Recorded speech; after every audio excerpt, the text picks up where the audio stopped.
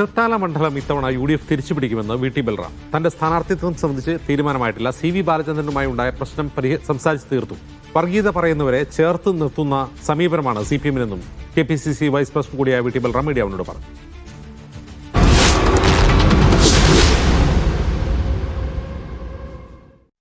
KPCC vice പ്രസിഡന്റും തൃത്താലയുടെ മുൻ MLA-യുമായ VT ബൽറാമാണ് എന്നോടൊപ്പം ഉള്ളത്. കഴിഞ്ഞ തവണ തൃത്താല ഒരു നേരിയതിന് കൈവിട്ടുപോയതാണ്. ഇത്തവണ തിരിച്ചു പിടിക്കും.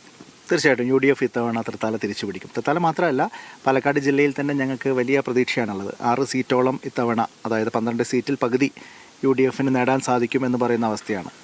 പാലക്കാട് ആ നിലയിലുള്ള ഒരു മുന്നേറ്റം കാഴ്ചവെക്കുകയാണെങ്കിൽ തീർച്ചയായിട്ടും മറ്റ് സ്ഥലങ്ങളിലും അതിനപ്പുറത്തുള്ള ഒരു മുന്നേറ്റം ഉണ്ടാവും. അതുകൊണ്ടാണ് 100 സീറ്റിൽ കുറയാത്ത ഒരു ഭൂരിപക്ഷത്തോടു കൂടി UDF അധികാരത്തിൽ വരും എന്ന് പ്രതിപക്ഷ നേതാവ് അടക്കം നമുക്കെല്ലാവർക്കും ഒരുമിച്ച് പറയാൻ സാധിക്കുന്നത്. ഇപ്പോൾ തൃത്താല ജനപ്രതിനിധിയായി ഇവിടെ തൃത്താലക്കാരൻ തന്നെയാണ്. അപ്പോൾ ഇനിയും തൃത്താല തന്നെയാണ് മത്സരിക്കുക? അല്ല, ഈ ചോദ്യം അതിൻ്റെ ഉദ്ദേശമൊക്കെ നമുക്കറിയാലോ. അപ്പോൾ അതുകൊണ്ട് അതിനെക്കുറിച്ച് ഒന്നും ഞാൻ പ്രതികരിക്കുന്നില്ല. ഇന്നത്തെ ദിവസം അതൊരു ഹൈപ്പോത്തറ്റിക്കൽ ക്വസ്റ്റ്യൻ ആണ്. അതുകൊണ്ട് തന്നെ എനിക്കതിനോട് റെസ്പോണ്ട് ചെയ്യാൻ കഴിയില്ല.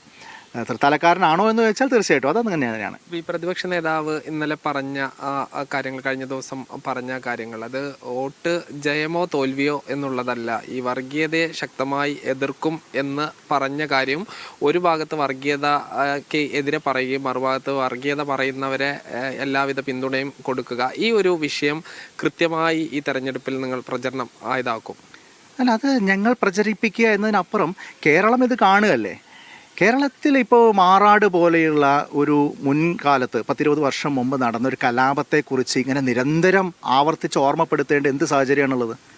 കേരളം വീണ്ടും ഒരു കലാപത്തിൻ്റെ വക്കിലാണ് എന്നുള്ളതാണോ മുഖ്യമന്ത്രിയും CPM-ഉം പറഞ്ഞ് പരത്താൻ ഉദ്ദേശിക്കുന്നത്?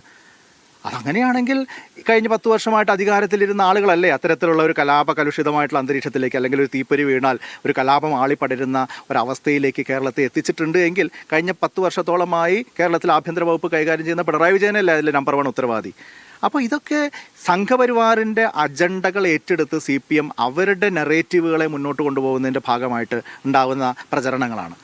ഒരു തവണ പറയാം, ശരി, മുമ്പ് കലാപങ്ങൾ ഉണ്ടായിട്ടുണ്ട്. ഇപ്പോൾ CPM-ൻ്റെ ഓരോ നേതാവും ദിവസവും നിങ്ങൾ മാധ്യമങ്ങളെ കണ്ടുകൊണ്ട് മാറാട് എന്ന് പറയുമ്പോൾ അത് എത്ര വലിയ അപകടകരമായിട്ടുള്ള ഒരു എന്താ പറയുക ധ്രുവീകരണമാണ് കേരളത്തിൽ ഉണ്ടാക്കുന്നത് എന്ന് CPM-ന് തിരിച്ചറിയാൻ സാധിക്കുന്നില്ലേ?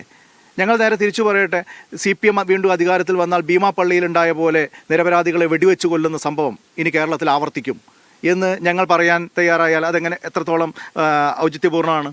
അത് ഉചിതമല്ല എന്ന് തന്നെയാണ് ഞാൻ കാണുന്നത്. അതുകൊണ്ടാണ് ഞങ്ങൾ അത് നിരന്തരം പറയാത്തത്. ഇപ്പോൾ ഈ തൃത്താല മണ്ഡലത്തിൽ ഇപ്പോൾ CV ആയിട്ടുണ്ടായിരുന്ന CV ബാലകൃഷ്ണനുമായിട്ടുണ്ടായിരുന്ന ചില സംഘടനാപരമായ അഭിപ്രായ വ്യത്യാസങ്ങളുണ്ടായിരുന്നു. അദ്ദേഹത്തെ കണ്ടപ്പോൾ അതെല്ലാം പറഞ്ഞ് അവസാനിപ്പിച്ചതാണ് എന്ന് പറഞ്ഞു. അല്ല, അത് സ്വാഭാവികമാണല്ലോ. ഞങ്ങൾ തമ്മിൽ ഒരു പാർട്ടിയിൽ ഉണ്ടാകുമ്പോൾ അഭിപ്രായങ്ങളുണ്ടാവും, അഭിപ്രായ വ്യത്യാസങ്ങളുണ്ടാവും. അത് ഘട്ടങ്ങളിൽ ചർച്ച ചെയ്ത് തീരുമാനിക്കും. നിങ്ങൾ പറയുന്ന പോലെ മറ്റു തരത്തിൽ ഞങ്ങൾക്ക് ചർച്ച ചെയ്യാൻ പറ്റാത്തതോ പരിഹരിക്കാൻ പറ്റാത്തതോ ആയിട്ടുള്ള ഒരു പ്രശ്നമില്ല. ഇതിനേക്കാൾ കൂടുതൽ എത്രയോ അഭിപ്രായ വ്യത്യാസങ്ങൾ മറ്റ് പല സ്ഥലങ്ങളിലും ഇപ്പോഴും ചിലപ്പോൾ നിലനിൽക്കുന്നുണ്ടാവും. ഇവിടെ അങ്ങനത്തെ ഒരു വിഷയവുമില്ല. അത് പൂർണ്ണമായിട്ട് പാർട്ടിയാണ്, മുന്നണിയാണ് പ്രധാനം. അതിൻ്റെ ഇലക്ടറൽ സാധ്യതകൾ ദുർബലപ്പെടുത്തുന്ന ഒരു സമീപനവും ഉത്തരവാദിത്തപ്പെട്ട ഒരു നേതാവിൻ്റെ ഭാഗത്തുനിന്നും ഉണ്ടാവില്ല, നാളുകളിലും ഉണ്ടാവില്ല. എന്തായാലും VT ബൽറാം തൃത്താലയിൽ നിന്ന് തന്നെ ആണോ മത്സരിക്കുക എന്നുള്ളതിന് ഇനിയും കാത്തിരിക്കേണ്ടതുണ്ട്. ഈ കേരളം മുഴുവൻ നടന്ന് ഈ പ്രചരണം നടത്തേണ്ട ഒരു പ്രധാന നേതാവ് കൂടിയാണ് VT ബൽറാം. ഷിജു ചിറ്റൂരിനൊപ്പം സാജിദ് അജ്മൽ, മീഡിയ 1 പാലക്കാട്. സാജിദ് അജ്മൽ വിവരങ്ങളും അയച്ചിരുന്നു. സാജിദ്, ഈ CV ബാലചന്ദ്രനുമായുള്ള എന്ത് പ്രശ്നം പരിഹരിച്ചു എന്നാണ് ബൽറാം പറയുന്നത്?